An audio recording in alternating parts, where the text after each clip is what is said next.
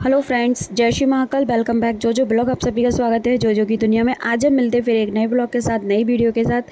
आप सभी कैसे हैं? आशा करती हूँ आप सभी बहुत अच्छे होंगे। आज मेरी मॉर्निंग की शुरुआत होती है मेरे साथ ही। मैं मॉर्निंग में सो के उठ के सीधे गर्म पानी पीती हूँ और पानी मैंने ही गर्म किया था मेरे लिए। और आज इतना ज़्यादा गर्म हो गया था कि चाय की तरह फूंक फूंक कर पीना पड़ रहा था।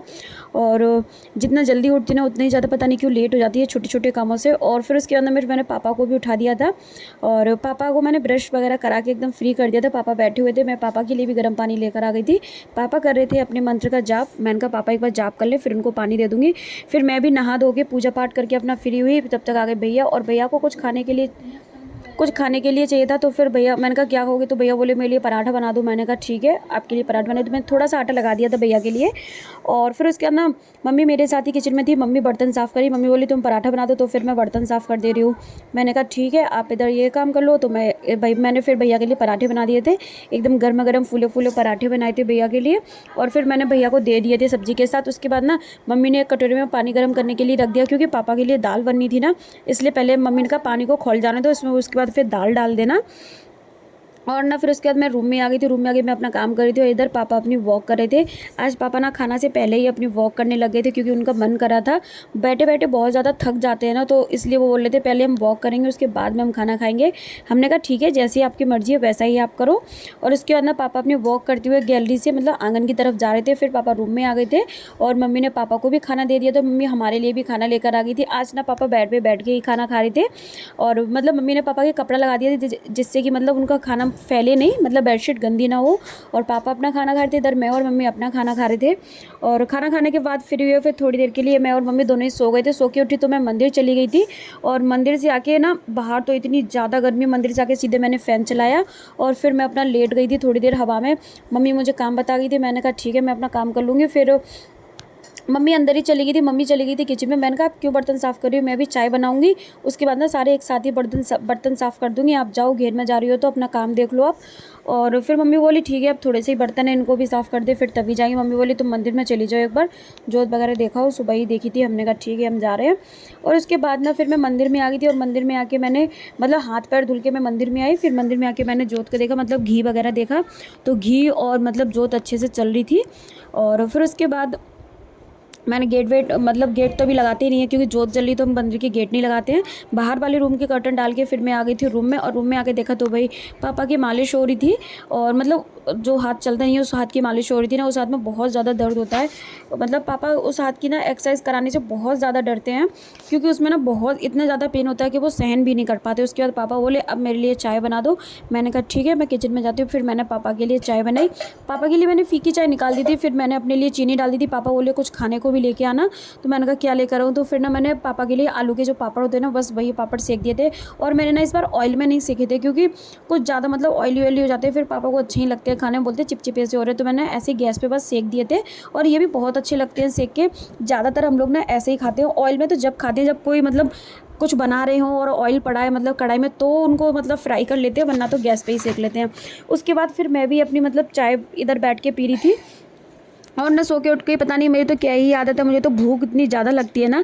फिर ना मतलब ब्रेड रखी हुई थी, तो मैं तो ब्रेड के साथ ही खाने लगी है। देखो इतने छोटे छोटे पीस करके मैं खाती हूँ चाय में डिप करके।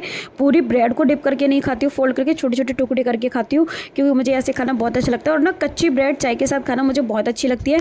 मैं ना सेक के नहीं खाती हूँ चाय और दूध के साथ, वैसे अगर नॉर्मल खाना होगा तो खा लेती हूँ। फिर मैं चाय के बर्तन वर्तन साफ़ करने के बाद रूम में आई। रूम में आके देखा तो भाई दीदी की वीडियो कॉल आ रही थी। फिर मैंने दीदी के पास कॉल की। मैंने कहा क्या बोल रही थी दीदी? मुझे इतनी हंसी हंसी की बातें बता रही थी ना, कि हम दोनों ही हंसते हंसते पागल हो रहे थे। और भाई साथ में मतलब मिसी की बातें हो रही थी। वो बिल्कुल ही दादी अम्मा हो गई, इतनी ज़्यादा बात करती हूँ। इधर मम्मी बैठी हुई थी। मम्मी बोली क्या हो गया? मम्मी अभी आई थी, मम्मी अपनी चोटी कर रही थी, क्योंकि मम्मी की आदत है वो डेली शाम को अपने बाल वगैरह बनाती है, चोटी वगैरह करती है, तैयार होती है। उसके बाद में फिर वो घेर में चली जाती है, अपना काम वगैरह करती है। उसके बाद ना मैं ना फिर चाची के घर की तरफ जा रही, तो देखा भाई उधर से बाबा आते। मैंने कहा बाबा आपका प्लास्टर कट गया? बाबा बोले हाँ मेरा प्लास्टर तो कट गया है। मैंने कहा आप ठीक हो? तो बोले हाँ अब तो ठीक है, लेकिन पैर में थोड़ी स्वेलिंग है। अभी डॉक्टर ने मतलब जो क्रैब बैंडेज होता है ना उसको मतलब बांध दिया है। और ना मतलब फिटकरी से और लाहौरी नमक से मतलब बाबा अपने पैर की सिकाई करते हैं जिससे कि स्वेलिंग चली जाए और मतलब पूरा वजन नहीं ले पा रहे हैं अभी पैर पे। और उसके बाद फिर मैं अपने घर की तरफ आ गई थी और अपने घर की तरफ आई तो देखा और शिव चाची और मम्मी बैठ के अपनी बातचीत कर रहे थे कुछ, और ये लोग अपनी बात कर रहे थे। मैं शिव को खिला रही थी, वो मुझे देख देख के इतना हंस रहा था ना, बेचारे को बुखार आ गया है, मतलब इतनी ज़्यादा इसकी तबीयत ख़राब हो गई थी। अभी तो बीच में इसकी मतलब बोतल वगैरह चढ़ रही थी, ये इतना बीमार हो गया बहुत ज़्यादा, तभी तो इसका मुंह देखो कितना पतला सा लग रहा है, वरना मुझे बहुत ही क्यूट मासूम सा लगता है, बहुत अच्छा लगता है।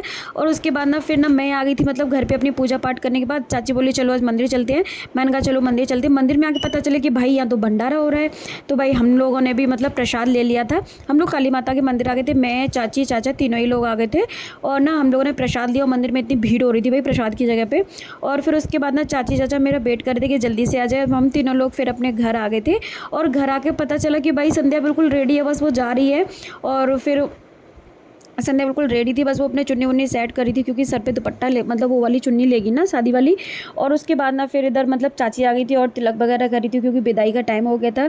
तो फिर जब पहले चाची ने तिलक किया, फिर उसके बाद मम्मी आ गई थी, फिर मम्मी ने भी तिलक किया, मिठाई खिलाई और पैसे वैसे दे दिए थे क्योंकि संध्या जा ही रही थी, मतलब गाड़ी वगैरह खड़ी थी गली के बाहर। तो फिर मम्मी ने पैर वगैरह छुए, इधर चाची भी मतलब संध्या के टीका कर रही थी और संध्या को मिठाई खिलाई। और संध्या थोड़ी इमोशनल हो रही थी, कह रही थी ना इतने दिन हो गए यार मुझे मतलब इतना अच्छा लग रहा है यहाँ पे, वहाँ जाके ना फिर वही मैंने कहा ये तो सब होता ही है, तो सब चलता ही है आना जाना अपना। मैंने कहा इमोशनल मत हो, अच्छे से जाओ अच्छे से रहो अपने। फिर उसके बाद ना दहली पूजन होता है, तो बस वही संध्या अपना दहली पूजन कर रही थी। और मतलब चाची ने कहा था 7 बार ऐसे मतलब चावल रख दो और गुड़ और पूड़ी दे दी थी चाची ने, बस वही। और उसके जो भी चावल बचे थे उनको ना रूम में अंदर फैला दिया था। और फिर बस संध्या जा रही थी और सबसे गले मिली। मैंने कहा रोना नहीं है बिल्कुल भी, हर टाइम रोना नहीं होता ना, मतलब खुशी खुशी जाओ हंसते हुए। और हम सब लोग इतना हंस रहे थे, हम लोग मतलब चाह रहे थे वो रोए नहीं बिल्कुल भी।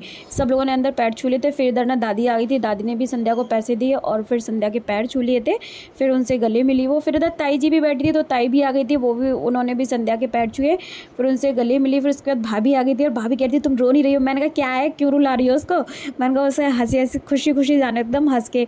फिर भाभी वगैरह ने भी पैर छुए, वो सबसे गले मिली फिर। और उधर ना अपनी खड़ी थी तो उसने फिर अपनी को भी पैसे वगैरह दिए थे। उसके बाद ना हम लोग सब लोग संध्या को गली के बाद छोड़ने के लिए चले गए थे। Thank you for watching my videos friends. Like करो, शेयर करो, ज़्यादा से ज़्यादा मुझे सपोर्ट करो, मेरे चैनल को सब्सक्राइब करो, मेरे वीडियोज़ को लाइक करना मत भूलो। कल मिलते हैं फिर एक नए ब्लॉग के साथ, नई वीडियो के साथ। Thank you.